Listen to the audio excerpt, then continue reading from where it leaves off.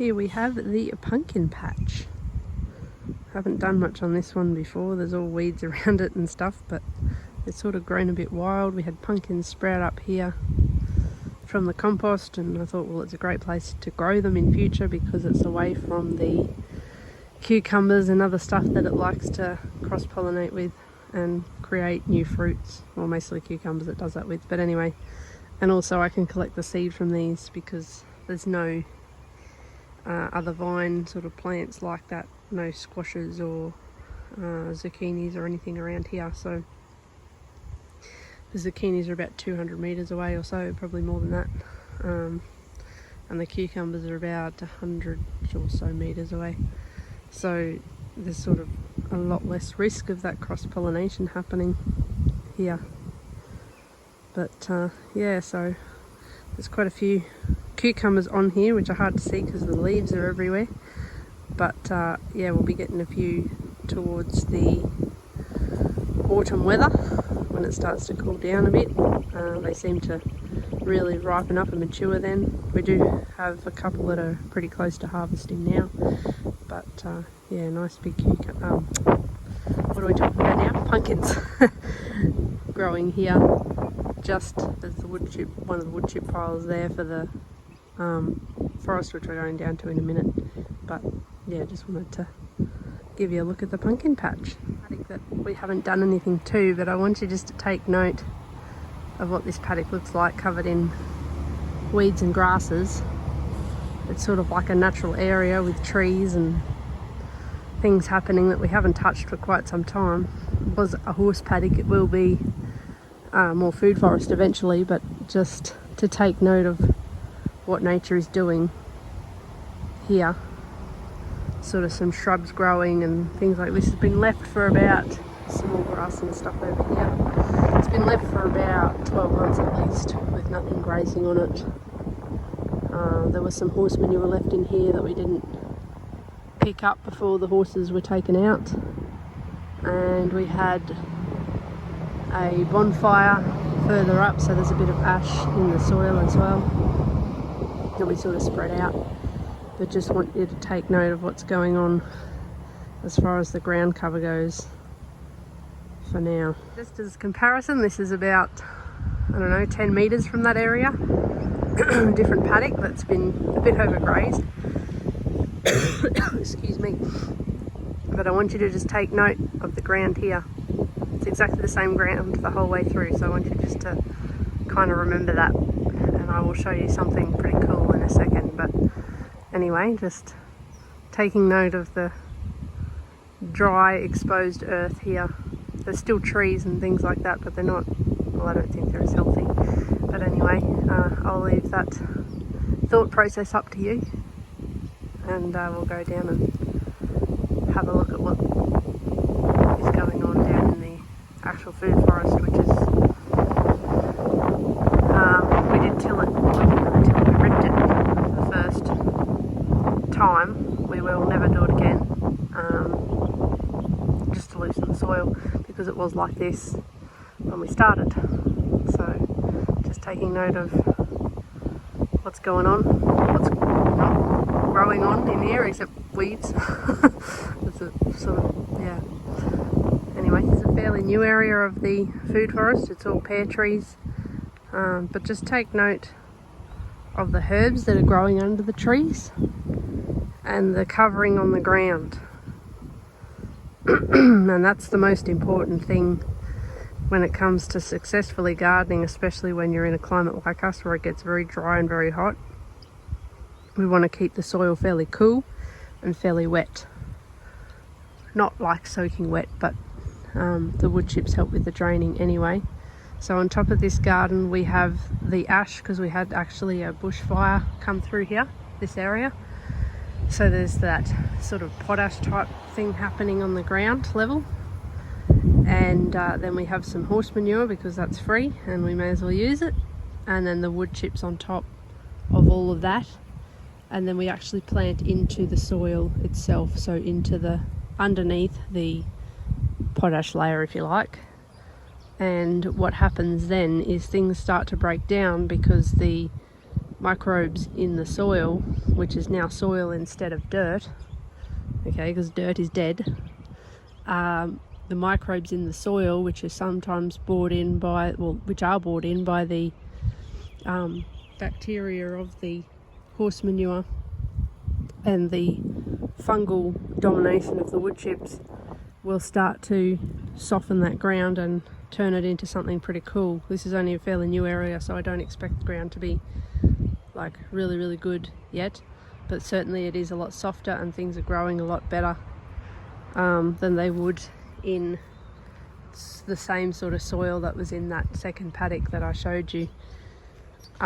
It probably would grow okay in the grassy paddock, but what I wanted you to notice was the grass is quite high, so planting into that is probably going to be a bit of a interesting result, because the grass will probably shade out the young trees and the herbs. Got some comfrey that's just taking over there, which is what I wanted it to do anyway. So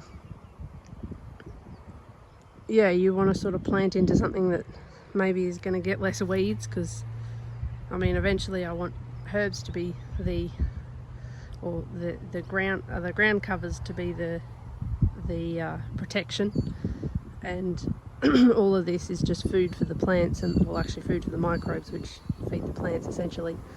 There are a couple of weeds that get through, but they're quite easy to pull out because the ground is soft, so just a bit of a show and tell on this particular new plot. Yeah, these are all pear trees, different types. Well, there's a couple of Williams pears because I quite like them, and a couple of Pakenhams I think, and one Boa Boss or something it's called, and one Hood I think it's called. But anyway,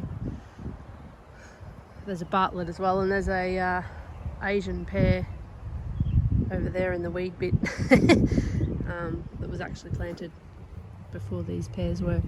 But anyway, it just gives you an idea of what you start with as far as like less weeds. There's a bit of grass and stuff happening, but we'll pull that out and it will be fine. I've also got some vines. I've got some watermelon vines growing over the back there. I don't know if you can see them because they're quite small at the moment, but they're a good ground cover, and they're also an annual, so when the frost comes that'll all burn off and then it'll go to the ground, and I'll cover it with more wood chips and manure, or newer than wood chips, and that will actually become more food for the microbes underneath the soil. So yeah, I don't know, yeah, you can sort of just see the little watermelon plants there, but yeah, and it will also keep the weeds down as well because it will shade them out. So that's the theory behind that.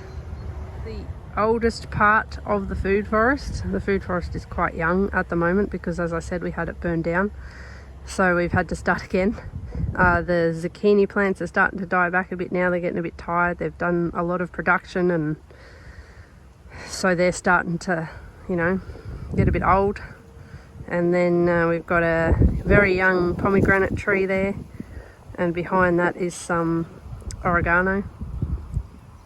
But what I'm sort of aiming at today, and then there's some loganberries in there, and a feijoa tree in there as well. But anyway, what I was getting at with this one, and some mulberries over here. I'm looking at the mulberry and I'm talking about a raspberry plant. Anyway, there's a raspberry there as well. But what I wanted to show you in a second is what happens to the soil underneath when you do this sort of method. This has been here for about nearly a year, I think, or a bit over that. We planted it just before I broke my pelvis, which is probably not a good marker to remember, but anyway, it was about a few months before I did that, and so it's probably been nearly 18 months maybe in here. So yeah, it's still quite young. It's not going to be like that real black soil you see sometimes, I don't think. I haven't actually dug into it for a while, so this will be a experiment for both of us, all of us. So anyway, we'll get into it and have a look and see what it's done to our soil underneath. But certainly the plants above it, apart from those zucchinis that are starting to get a bit old and die off, because they don't last forever, the zucchini plants, they're just an annual, and you know, they've been producing since, well, they actually died back. We had a black frost and they died back, but they came back because some of the leaves were under the wood chip, so they were able to come back to life, and they've been producing for us all of spring. And they've only just sort of slowed down, so I'm letting the zucchinis grow now for seed in the last couple of weeks. So that's a good time of harvesting zucchinis. And I could do some succession planting, which is probably what I should do, but I didn't this year because I got a bit distracted and lots of things were happening. But anyway, these things happen for a reason, and we are a little bit over zucchinis because we've had so many, so that's fine. Something else will come and take its place. And yeah, anyway, let's go and have a look at a bit of dirt. It's a bit of broken down material and stuff like that I've dug out of a hole. And it's really quite soft and like permeable, I guess would be the word. And then you kind of get to a layer of like fungal growth, so it's actually like dense, but it's easy to sort of break it apart. There's a rock there too. I don't know if you can see down into that hole. Hang on, I can't see my own hand at the moment, my hair's in the way. Into that hole, you can see that the dirt's a lot nicer than the dirt that's in that paddock that's not got any covering on it. So it's not perfect, but it's nice and moist down in there. We've had a bit of rain, but not, I wouldn't say the drought's over yet. You know, we've had like sprinkles here and there and that's it, but underneath there it's nice and cool and it's nice and wet. So we want that for the growth of plants. I mean, look at that peppermint, it's just gone wild as peppermint does, and the mulberry tree and everything's just really healthy, even though it's really dry at the moment. Things aren't looking dry too much. It has been really hot as well, so there's a few burnt leaves and things like that, but it's certainly faring a lot better than some other areas of our property that haven't got covering on them, like that paddock that I showed you with no covering. So that was kind of my aim for the video today, was to talk about soil health and how to do it with a little bit less labour. I mean, you know, we do all this wood chipping by hand as far as like and manuring and things. We go and pick it up out of the paddock and wheelbarrow it up here and dump it, and then we go and get the wood chips and dump them in the wheelbarrow or in a trailer or whatever and dump them when we want them. So it's a little bit labour intensive to start with, but once it's sort of set up, you're not having to till, you're not having to do any of that heavy stuff anymore, because it's all set up and it will actually start to take care of itself, because it's the dirt that we started with. Okay, I'm going to do this while I'm talking to you, is this. That's what we started with. Okay, so that's our path. That's not covered. It is still like, you know, I can sort of pick it up, but you know, it's, yeah, it's quite sort of hard and dry and sandy and not real good for growing anything other than weeds, which are trying to fix the problem, of course. And you can see there we've got some grasses and things growing, trying to cover it over and get the microbes back into it, because Mother Earth knows what she needs. So yeah, that's about it really for this video. I just wanted to sort of show you the difference between soil that's been covered either naturally by weeds and grasses and soil that is uncovered, or soil that is covered as well by, you know, humans doing the covering as such, wheeling the things over and covering the soil, and uncovered soil or uncovered dirt really, because it's dead, there's nothing living in that. So yeah, have a good day everybody, and I hope this has helped someone and encouraged some of you to get gardening, even if you only have a small space. I started with a small space. I had like, I don't know, a tiny backyard, and I had one little section of it as a kid. So, you know, and I still grew quite a few cucumbers at the time. I remember picking the cucumbers and them spiking me, and some bell peppers I think I grew. And I remember like looking at the different colours and being like, hang on a minute, that's blue and purple and, you know, all these different colours that you can't buy in the supermarket, and they were quite small and very tasty. And things like that I remember doing as a kid. So I hope this encourages, even if you're a parent, to give your child a little growing space to grow some food and connect with that food source that they're getting, and also getting more nutrients and things like that, because it's not artificially ripened and it's not farmed in synthetic fertilizers and so forth. So, you know, any food you grow is good food. Well, unless you're growing something that's poisonous and you eat it, that might not be so good, but yeah, don't do that. But yeah, just hope that this encourages you, and this is why I do Shed Wars. I'm actually on a bit of a journey myself, and as we all are, and I'm sort of being led at the moment to really start helping people. I mean, I've always been someone who does that, who helps to heal people as a bodywork therapist. I'm also studying naturopathy at the moment, and I ran a charity for some years, getting people with disabilities horsey connections, so to speak, equine connections, as far as like riding lessons and therapy and all those sorts of things. As a charity, I ran that for quite some time and ended up getting burnt out, but that's beside the point. That just taught me a lesson of looking after myself as well as looking after others. But yeah, I'm feeling really led at the moment to really start helping people and getting good food into us, because I think it was I can never say his name right, Hippocrates, I don't know, something like that, that said, let thy food be thy medicine and the medicine be thy food. And that's really an amazing quote. Yeah, whatever. I'm sorry I can't say that name.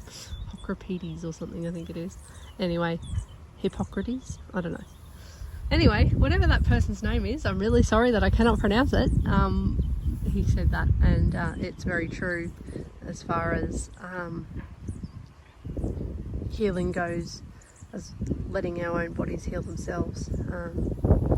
So yeah, that's why I'm doing Shed Wars, really, is because I really want to get with the movement and get people growing food. So I hope that my videos have encouraged you to, if you're new to all this, to just get growing, whether it be in your home or whether it be a community garden or anything like that. Just, you know, even if you're supporting like a local gardener who's sort of on the local level, and you're buying their food, that's a good start. You know, if you can go to their farm and see things like this, and even if you can do like you pick and stuff like that, you're still nourishing your body, and that's the most important thing over there. That's a big weed. It's actually, I planted it there. It's called lamb's ear, and it's actually a toilet paper plant because it's very, very soft and it's quite thick, so it's not going to sort of break when you're wiping yourself and stuff. But it has actually been used for band-aids and things like that, because it's antiseptic and all those sorts of things. So yeah, just saw that and thought that was a bit funny, that I've actually got a weed growing there, and it's like massive. But that's fine. I don't mind that spreading where it is, because, or even, you know, if I don't like it where it is, I'll just pull it out and move it. It's pretty simple, that one. It grows off like a rhizome type thing, so you can just pull it out and move it. It will grow and be fine. So yeah, and then the rosemary sort of down beside it came up another plant. I just cut it off, cut the cutting and took all the leaves off and stuck it in the ground. And rosemary is just so tough and so resilient, it will just grow back. And then the lavender's behind the rosemary. I bought the lavender because I didn't have any, so I didn't have any here, so I bought some. I didn't know anyone with any. And yeah, anyway, that's that.